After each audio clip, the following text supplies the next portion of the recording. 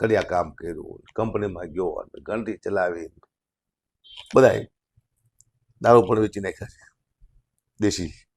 આ બધું મેં કર્યું જીવનમાં. ઘણી બધી વાતોમાં મેં સાંભળ્યું છે કે તમે ઘંટી ચલાવીને ગુજરાન ચલાવતા.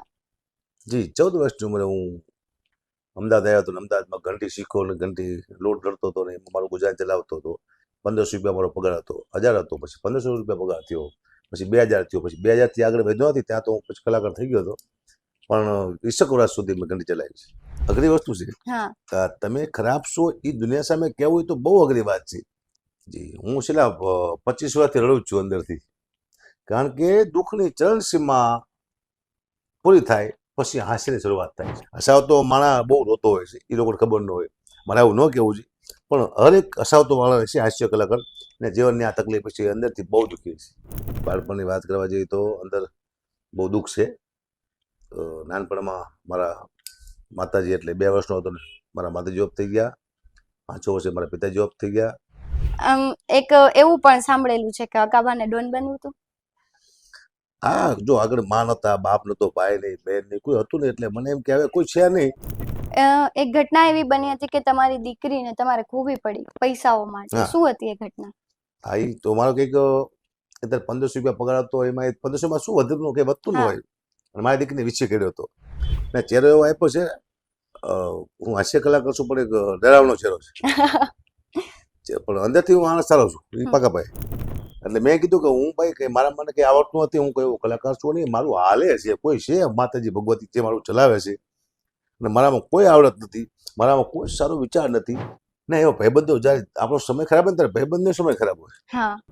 હું અહીંયા પહોંચ્યો, મારો સપોર્ટ પત્નીનો છે, પત્નીનો સપોર્ટ હોય તો જ તમે કલાકાર બનો. કલાકાર છે ટોપ લેવલ માથે પહોંચવું હોય તો પત્નીનો સપોર્ટ હોય તો જ તમે ટોપ લેવલ માથે પહોંચી શકો. મને કોઈ બંધ નથી મારા ઘરમાં.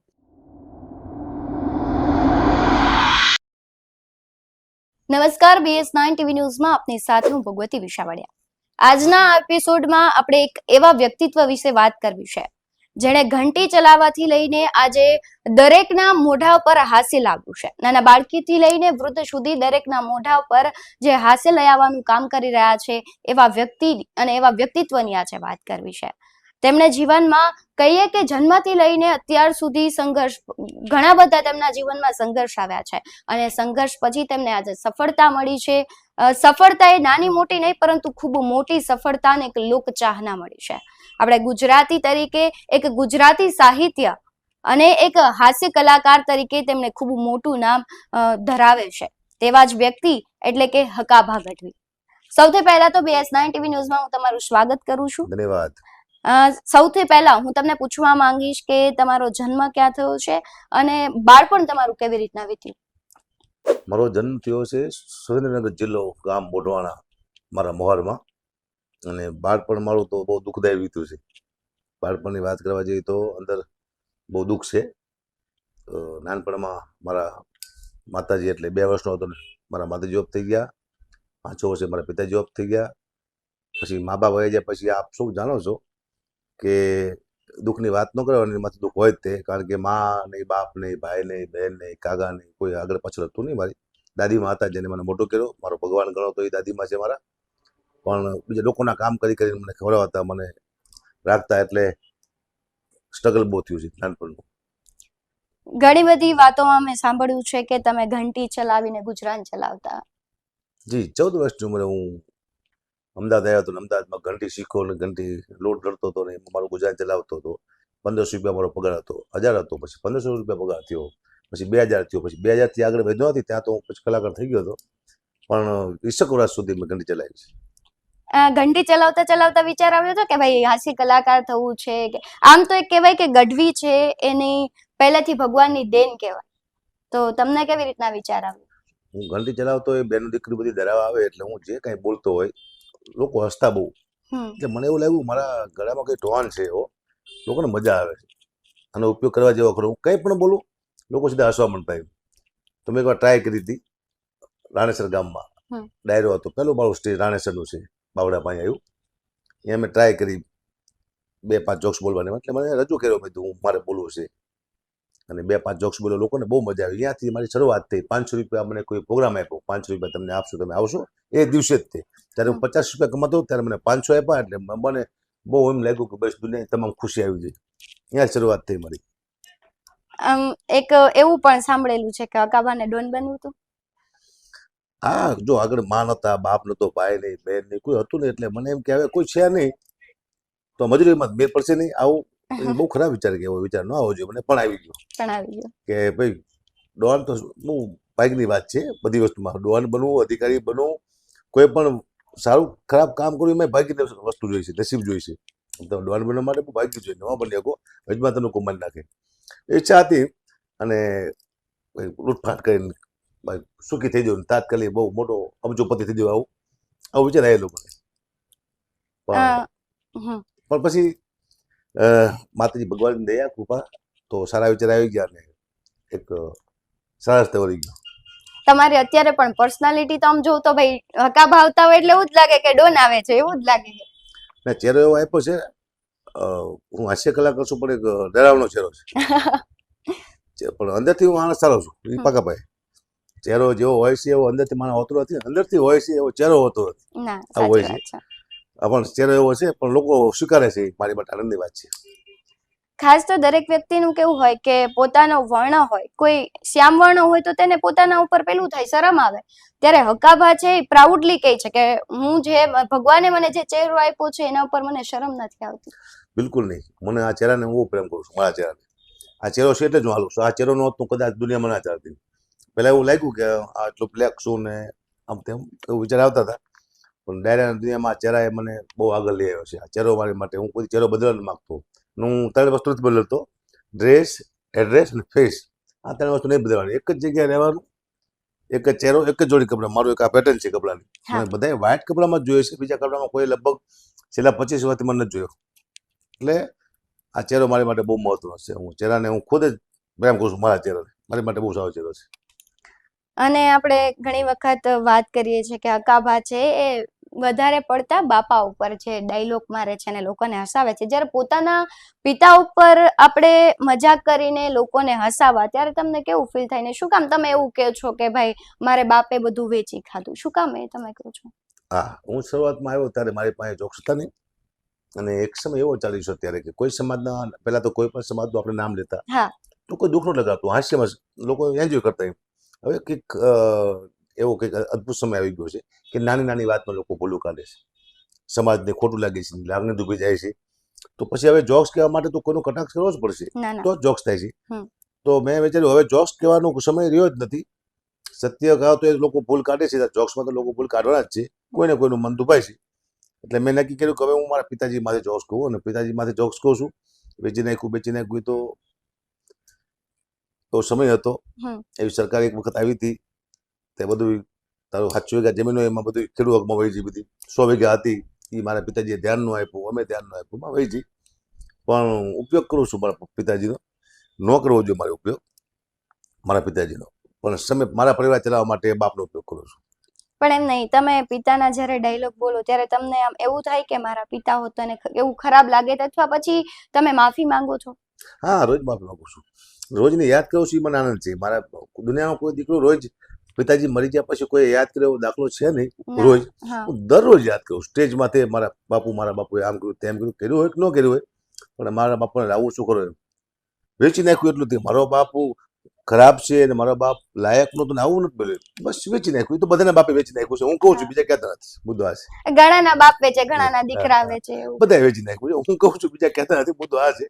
એમાં કોઈ ખરાબ વસ્તુ નથી કે વેચી નાખ્યું. સમય એવો હતો વેચી નાખ્યો, ત્યારે હું લઉં છું. સમય સારો છે, મારા દીકરો જો સારું હોય છે તો આગળ વધશે, કે એ વેચી નાખશે. એનો દીકરો જોક્સ કહે છે મારા બાપે વેચી નાખ્યું. પણ એક વાસ્તવિકતા છે કે જે આપણે ભૂતકાળ હોય કે એને સ્વીકારવો, એ લોકોની સામે સ્વીકારવું એ એક હિંમતની વાત કહેવાય, ને તમે બધાની સામે સ્વીકારો છો, એ બહુ સારી વાત છે. અઘરી વસ્તુ છે. તમે ખરાબ છો એ દુનિયા સામે કહેવું તો બહુ અઘરી વાત છે. તમે કાળા છો, બ્લેક છો, મારો ચહેરો આવો છે, એ કેવું અઘરી વાત છે. તમે જે ખોટા કામ કર્યા છે દુનિયા સામે કહેવા અઘરી વાત છે. તમે સ્ટેજમાંથી હરેક વ્યક્તિના બે ઓલા હોય છે, બે સાઈડ હોય છે. સ્ટેજમાંથી અલગ હોય છે, નીચે અલગ હોય. બોલતો હોય એ અલગ હોય છે, ઉતર્યા પછી અલગ હોય છે. મારું બીજી કોઈ સાઈડ નથી. હું જે સ્ટેજ માથે છું એ જ નીચે છું, નીચે છું એ સ્ટેજ માથે છું. મારી બીજી કોઈ સાઈડ જ નથી. એટલે મેં કીધું કે હું ભાઈ કે મારા મને કંઈ આવડતું નથી, હું કોઈ એવો કલાકાર છું નહીં, મારું હાલે છે કોઈ છે માતાજી ભગવતી જે મારું ચલાવે છે, અને મારામાં કોઈ આવડત નથી, મારામાં કોઈ સારો વિચાર નથી. એક જ પોઝિટિવ મારામાં છે, પ્લસ પોઈન્ટ, જે હું આ સત્ય જે સ્ટેજ માથે બોલી નાખું એ જ તે, બાકી બધા માઇનસ પોઈન્ટ છે મારા. કહું છું દુનિયાને. એક ઘટના એવી બની હતી કે તમારી દીકરીને તમારે ખોવી પડી પૈસાઓ માટે. હા. શું હતી એ ઘટના? હા, એ તો મારો કંઈક અત્યારે 1500 રૂપિયા પગાર હતો. એમાં 1500માં શું વધતું કંઈ વધતું ન હા. હોય. અને મારી દીકરીને વીછી કર્યો હતો. વીછી કર્યો એટલે ચોંટી ગયો હતો ને આમાં તોડવો પડ્યો હતો મારે, એટલે એને આંચકી પડી ગઈ. હું દવાખાને લઈ ગયો હતો મારી દીકરીને. મારી પાસે 200 રૂપિયા હતા. ડૉક્ટરે 5000 રૂપિયા કીધા. દાખલ કરી દીધી. કલાકમાં 5000 રૂપિયા લાવો. કલાક 2 કલાક કીધું, 5 કલાક આપશે આપ ડૉક્ટર, પણ કલાકમાં ક્યાંથી 5000 રૂપિયા લાવવા? મેં ઘણી ટ્રાય કરી બધાને. પછી મને કોઈએ કીધું 5000 રૂપિયા, રિક્ષાવાળો હતો જે મારે કંઈ લેવા દેવા જ નહીં. રિક્ષાવાળા હજી હું ગોતું છું, મળે તો એને ઘણું બધું આપવા માંગુ છું. એની રિક્ષા ગીરો મૂકી. હા. 5000 રૂપિયા આપો, ભાઈ અમને આપી દઈશ. રિક્ષા ભલે ગીરો રહી ગઈ. 5000 રૂપિયા આપ્યા, બીજા ડૉક્ટરે બીજા 7000 રૂપિયા માંગ્યા. લઈ આવ્યો. ઘણા સગાવાલા અને મિત્રોને ફોન કર્યા, પણ કોઈ સપોર્ટ એને કર્યો નહોતો, કારણ કે સમય ખરાબ હોય ત્યારે કોઈ સપોર્ટ નથી ન કરતો. કરે. માણસો ખરાબ નહોતા, મારો સમય ખરાબ હતો. મારા મિત્ર, મારા સગાવાલા એ ખરાબ ન હોય, મારો સમય ખરાબ હતો. ઘણી ટ્રાય કરી, પછી મારી દીકરી મારી સામે વહી ગઈ. 5000 રૂપિયા માટે મરી ગઈ. એનું મને જીવન ભેગું દુઃખ છે. દુઃખ એટલા માટે ખારો જે બાળકને ન બચાવ્યો કે પિતાને જીવવાનો અધિકાર છે નહીં, કે બાળકને જન્મ ન આપવો. આવું મારું કહેવું હતું. મને રોજ દુઃખ થતું. હું 10 વર્ષ પીડાનો છું. હા, તો હું ના કરું, મારી દીકરીને બચાવી ન શક્યો. પછી એવું પરમાત્મા છે ને, એ તમને સામે બતાવે છે કે આ તારા હાથમાં નથી. તારે પાસે પૈસા નહોતા એટલે તારી દીકરી મળી, તને એવું દુઃખ છે. તો એક એવો મિત્ર છે મારો, હા. જેને પાસે ઘણા પૈસા હતા, એના દીકરાને એવો વાયરસ આવેલો કે આખી સુટકેસ ભર્યું ઉભો હતો માથે, કે મારા દીકરાને બચાવી દો. તો એનો દીકરો બચ્યો નહોતો. તારે મને થયું પૈસા હોય તો એ બાળક નથી બચતું. નથી બચતું. આ બસ ભગવાનના ઉપર હોય છે. પણ એક જીવનમાં દુઃખ રહી ગયું. આપણી બાળકીને આપણે બચાવી શક્યા નહીં. કોઈ આપણને 5000 રૂપિયા ન આપ્યા, આખી જિંદગી દુઃખ રહી જાય છે. બાપ દીકરીનો તો એક પવિત્ર સંબંધ કહેવાય. ભલે ને 1 દિવસની હોય કે 21 વર્ષની હોય, દીકરી જ્યારે સાસરે જાય ત્યારે બાપને સૌથી વધારે સંવેદના થાય. જી. તમારે કેટલી દીકરીઓ છે અત્યારે? મને અત્યારે 2 દીકરી છે ને 1 દીકરો છે. એ બધા શું કરે છે? તમારા ઘરના છે તેનો કેવો સપોર્ટ રહે? જ્યારે તમે કહેવાય કે એક બાપની જરૂર દીકરીને હોય, તમે તો રાતે પ્રોગ્રામમાં જતા હોય, જી. તો ઘણી વખત એવી સિચ્યુએશન હોય ત્યારે તમારા પત્ની છે એ બાપય બની જાય અને માય બની જાય, એવા કિસ્સાઓ ખરા? હું અહીંયા પહોંચ્યો, મારો સપોર્ટ પત્નીનો છે. પત્નીનો સપોર્ટ હોય તો જ તમે કલાકાર બનો. કલાકાર છે ટોપ લેવલ માથે પહોંચવું હોય તો પત્નીનો સપોર્ટ હોય તો જ તમે ટોપ લેવલ માથે પહોંચી શકો. મને કોઈ બંધ નથી મારા ઘરમાં. મને કોઈ દી ફોન ન આવે કે તમે ક્યાં જાઓ છો, શું કરો છો, ક્યાં રોકાણા છો, વિડીયો કોલ કરો, આવી કોઈ વાત નથી. અમારા સમાજમાં, ગઢવી સમાજમાં તો લગભગ અત્યાર સુધી એવા છે કે ભાઈ પતિને પૂછીને તમે ક્યાં જાઓ છો. હા. અલગ કંઈક સમાજ છે અમારો, એવી મર્યાદા એવું છે. પણ મારા પત્ની મને, હવે તો યુગ આવી ગયો, હવે તો બધી દીકરીઓ પત્ની પૂછશે પતિને ક્યાં જાવ છો, વિડીયો કોલ કરો. સમય આવી ગયો છે, એજ્યુકેશન આવી ગયું છે, ભણતર આવી ગયું છે, મોબાઈલ આવી ગયા છે. પણ મારી પત્ની મને કોઈ નથી પૂછ્યું તમે શું કરો છો. હું કહું હું 3 દિવસ પછી આવવાનો છું, એક ફોન કરે કેમ શું મજામાં, બીજો ફોન પણ મને ન આવે. હું કરું તો વાત અલગ છે. સપોર્ટ છે ને કે પત્ની એવી હોય તો તમે કામ ન કરી શકો. ક્યાં બેઠા છો, શું કરો છો, આ છે તે છે, ખબર શક મારી પત્ની હોય તો ન થાય. પણ મને બહુ હેલ્પ કરી મારી પત્નીએ. અને તકલીફ બહુ બેઠી છે જીવનમાં. મારી પતિ જેટલી તકલીફ કોઈ બેઠી નહીં હોય. બહુ ભયાનક તકલીફો બેઠી છે. ત્યાંથી સપોર્ટ કરતા કરતા કરતા 2 દિવસ ભૂખ્યા રહ્યા છે અમે માને. એવો એક સમય આવ્યો તો મારો, પણ પત્ની મને સપોર્ટ કર્યો. સાચા સંગાથી એને જ કહેવાય કે જ્યારે ફેરા ફરે ત્યારે આપણે કહે છે ને, એકબીજાને વચનો આપે છે. જ્યારે સિચ્યુએશન એવી હોય ને ખરેખર સાથ આપે એને જ સાચી પત્ની કહેવાય. ઘણા તમારા જીવનમાં ભાઈબંધો હશે કે જ્યારે તમારો કપરો સમય હતો ત્યારે પણ એ તમારી સાથે હતા, ત્યારે તમારો સમય સારો છે ત્યારે પણ એ તમારી સાથે. એવા ભાઈબંધના કિસ્સા હોય કે જેણે તમને મદદ કરી હોય અને પછી ક્યારે એ મદદ કરેલી તમને કીધું ન હોય કે ભાઈ મેં તારી મદદ કરી હતી ત્યારે તું ત્યાં પહોંચ્યો, એવું કિસ્સો ખરા? ના, એવો ભાઈબંધો જ્યારે આપણો સમય ખરાબ હોય ત્યારે ભાઈબંધનો સમય ખરાબ હોય. હા.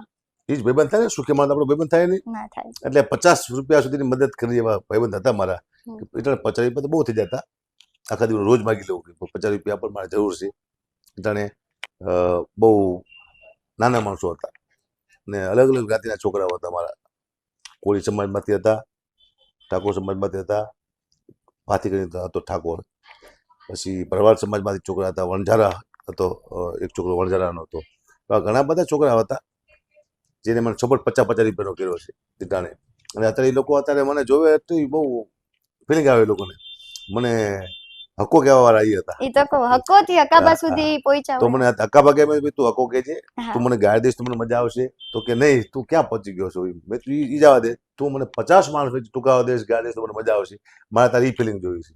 બધા હક્કાબા કહે છે કોક તો મને ગાળ દેવાળો હોવો જોઈએ, મારી મસ્તી કરવાવાળો હોવો જોઈએ, મને મારવાવાળો હોવો જોઈએ. હા. તો આ લોકો નથી કહેતા, વળી ટ્રાય કરું છું. એવા એક બે છે હજી કોક વાર કહી દે છે. હકાબાની જે સિચ્યુએશન હતી જે પહેલા અને અત્યારે, હકાબા એકાંતમાં રડે છે ક્યારે એને દુઃખ યાદ આવે, દીકરી યાદ આવી જાય તો એક બાપને રડવું આવે, ત્યારે હકાબા રડે છે કે નહીં? કેમ કે હકાબા અત્યારે બધાને હસાવે છે. જી, હું છેલ્લા 25 વર્ષથી રડું છું અંદરથી. કારણ કે દુઃખની ચરણસીમા પૂરી થાય પછી હાસ્યની શરૂઆત થાય છે. સુખી માણસ કોઈ હાસ્ય કરી શકતો નથી. એટલા દુઃખો લઈને બેઠો છે જીવનમાં જે કોઈને કહી શકતો જ નથી. એટલા પહાડ જેવા દુઃખો એ જ માણસ હાસ્ય કરી શકે છે. ને મારી રોવાની સ્થિતિ તો છેલ્લા 25 વર્ષથી, આમ તો નાનપણથી રોતો જ આવું છું અંદરથી. મા બાપ મરી જાય ને પછી છોકરા રોવાનું જોઈએ. આખો દિવસ કોઈના ટુંબા ખાધા, કોઈના ધક્કા ખાધા, કોઈની ગાડીઓ ખાધી છે. બધું જીવનમાં આવ્યું છે મારા જીવનમાં, બધું નાનપણમાં બધું. એક એક રોટલી માટે હું તરસતો હતો. મારે જે વસ્તુ જોઈ લઈ ન શકું, સારી વસ્તુ ખાઈ ન શકું, કોઈ માથે હાથ ન ફેરવે, કોઈ આપણને પાસે બેહાડે નહીં, કોઈ આપણને પૂછે નહીં, તાવ આવે તો 2 દિવસ દવાખાને લઈ જાય. આવા સમય મેં જોયા છે જીવનમાં. એટલે 50 વર્ષ થવા આવ્યા, પણ 50 વર્ષમાં મેં હજી પણ હું રોવું છું. 25 વર્ષથી અંદરથી એક દર્દ હોય છે પણ કોઈને કહી શકતા નથી આપણે દુનિયામાં. કે કલાકારને સુખી હું હકાબા મજામાં છે, આનંદમાં છે, કોઈ આપણે અત્યારે માફી મગાવવાનું આવું બધું ત્યાં ચાલે છે, ભૂલું કાઢવાનું. એની ખબર નથી કે આ વ્યક્તિ કેવી જીવે છે. હસાવતો માણસ બહુ રોતો હોય છે, એ લોકોને ખબર ન હોય. મારે આવું ન કહેવું છે, પણ હરેક હસાવતો માણસ છે હાસ્ય કલાકાર ને જીવનની આ તકલીફ છે અંદરથી બહુ દુઃખી છે. ના, એ વાત સાચી છે તમારી. અને કહેવાય કે આવું બધું આપણે જોતા જ હોય કે સાહિત્ય કલાકાર હોય કે કોઈ પણ કલાકાર હોય, કોઈ પણ ક્ષેત્રનો કલાકાર પડદાની પાછળ રડતો હોય જ. હાસ્ય કલાકાર હોય કે કોઈ પણ હોય. તેવી જ રીતના તમે જ્યારે સ્ટેજ પ્રોગ્રામ કરવા જાઓ છો, કઈ તૈયારી સાથે જાઓ છો કે પછી એવી જ રીતના જાઓ છો સ્ટેજ ઉપર ને જે યાદ આવે છે?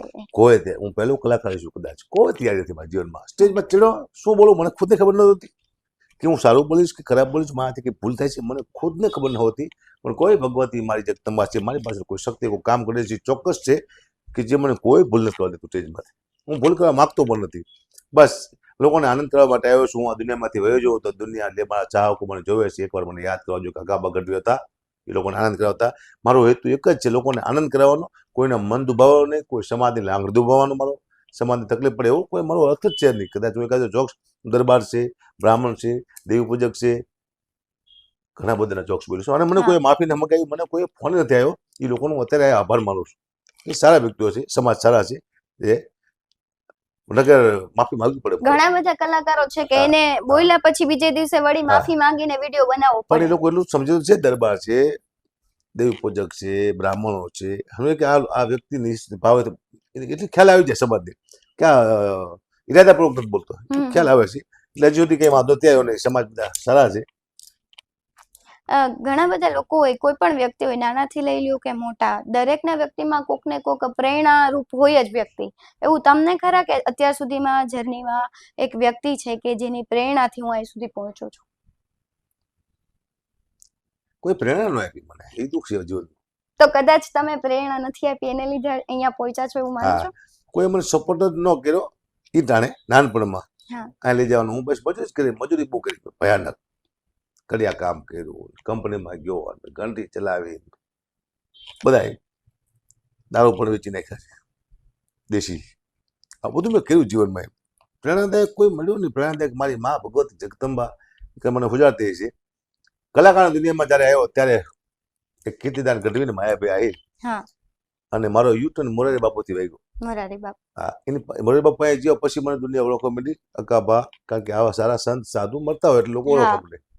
નાની અહીંયા સુધી પહોંચાડવામાં મને માયાભાઈ, કીર્તિદાન ગઢવીનો મને સપોર્ટ છે. અને સ્ટેજ માથે માયાભાઈ મને રજૂ કર્યા પહેલા, પછી કે એ મોટા કલાકાર હતા ટાણે, તો એને પહેલા હું ન બેસી શકું, પણ એને મને પહેલા રજૂ કર્યો. અને મારે હું બોલું લોકો હસતા હતા. કીર્તિદાન ગઢવી એવું એક જગ્યાએ કીધું હતું કે હકાબા ગઢવી મારી સાથે આવ્યા છે, એને તમે સાંભળજો. કીર્તિદાન ગઢવી બોલીને ઉભા થઈને પબ્લિક વહી જાય. સાચી વાત. તો કે આમને સાંભળજો, બહુ મજા આવશે તમને, તમને મજા નહીં આવે તો હું મારો આજનો પ્રોગ્રામના જે પૈસા છે હું નહીં લઉં, આવી એમને ગેરંટી. તમારા ઉપર કેટલો વિશ્વાસ? હા, સૌથી વધારે અત્યારે જરૂરી છે કે લોકો પર વિશ્વાસ હા. કરો. કોઈ ઉપર વિશ્વાસ ન કરી શકાય ને ત્યારે ઈ ટાઈમે તમારા હા. પર આટલો વિશ્વાસ પછી મેં કરીને એમને કીધું, મેં કીધું, હું ફેલ જઈશ તો મને કે મને વિશ્વાસ તું ફેલ નહીં જા. એ કદાચ માયા મામા છે, કીર્તિભાઈ છે, હમણાં અનબન થઈ જાય કદાચ ભવિષ્યમાં કોઈ હા. થાય ને માતી ન કરાવે, મન દુઃખ થઈ જાય તો હું ભૂલું નહીં જીવનમાં. હું નામ આપું કે આ બે જ વ્યક્તિ હતા જેને મને આગળ કલાકાર વધો. દુનિયામાં એક સીડી આપી. અને કલાકાર તરીકે કલાકારને સપોર્ટ કરવો ને એ સૌથી મોટી વસ્તુ જી છે. જી.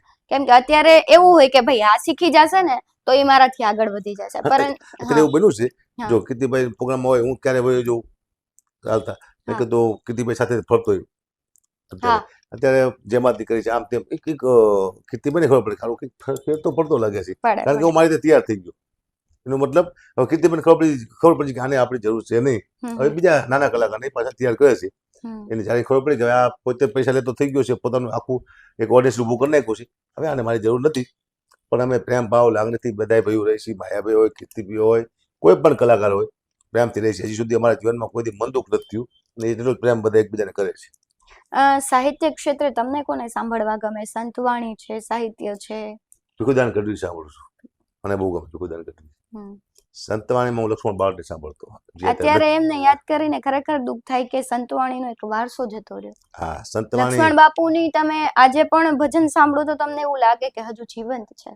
હું બહુ સાંભળું. મારી ગાડીમાં એક જ કેસેટ વાગતી હોય, લક્ષ્મણ બાળજી દુનિયામાંથી વહી ગયા, હજી રહ્યા હોત તો ઘણી બધી લોકોને સારા એવા ભજનો આપી શકે, પણ બહુ સારા ભજનો ગાયા જીવનમાં. હું એને સાંભળું છું લક્ષ્મણ બાળ.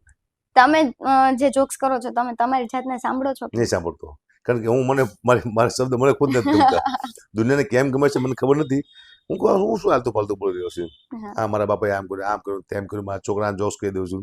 એક ધંધા માટે માણસ કેવું કરે છે, 5 રૂપિયા કમાવા માટે માણસ ક્યાં સુધી પહોંચી શકે છે એ હું ખુદ વિચારું છું. કેટલો હું નીચે પણ વહી જાય છે માણસ પૈસા કમાવા માટે, એ હું અંદાજ મારી રહ્યો છું. મારા બાપુને જોક્સ ન કહેવા જોઈએ, મારા દીકરાને જોક્સ ન કહેવા જોઈએ, કારણ કે ભવિષ્યમાં એને દુઃખદાયક બનશે જોક્સ. કારણ કે કહે છે કે તારા બાપુ તારા આવું બોલતા હતા, ગમે મોટો સારો સાહેબ બનશે તો કહે છે કે તારા બાપા તારા આવું બોલતા હતા. મને ખબર છે, પણ ધંધા માટે હવે એમ કહું હું બંધ કરી દઉં તો જે આગળ આવી ગયું તો આવી ગયું છે. હવે ચાલુ રાખવામાં ફાયદો નુકસાન શું છે? હવે ચાલુ રાખ્યું છે મેં.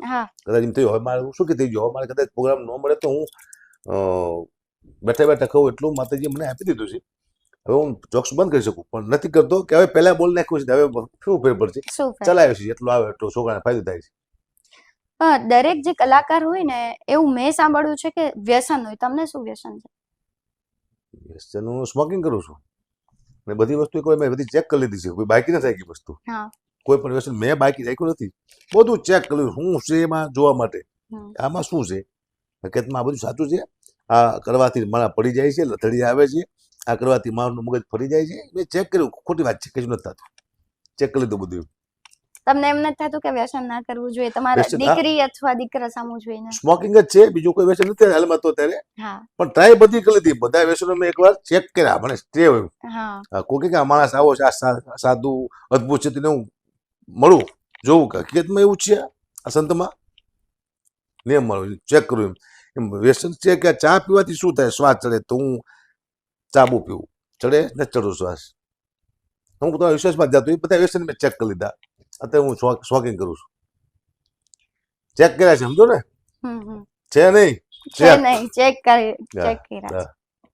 આપણે હકાબા સાથે ઘણી બધી વાતો કરી. એમની જે જર્ની છે, એક જન્મથી લઈને આજે એમની પાસે વૈભવી કાર છે, કઈ પણ વસ્તુની ખોટ નથી, પરંતુ એક ખોટ કહેવાય દીકરી મા બાપની. અને જ્યારે તે તેમને યાદ કરે છે ત્યારે આજે પણ તે એકાંતમાં રડે છે. અત્યારે કહેવાય કે કોઈને રડીને બતાવીએ ને, એ આ જમાનામાં કોઈને રડીને ના બતાવાય, પરંતુ એક પુરુષ તરીકે તેમને દુઃખ થાય છે અને એ આજે પણ એકલા રડે છે. ત્યારે હકાબા સાથે આપણે ઘણી બધી વાતો કરી. આગલા એપિસોડમાં આવા જ એક વ્યક્તિને મળીશું, ઘણી બધી વાતો કરીશું અને તેમના વિશે જાણીશું. નમસ્કાર.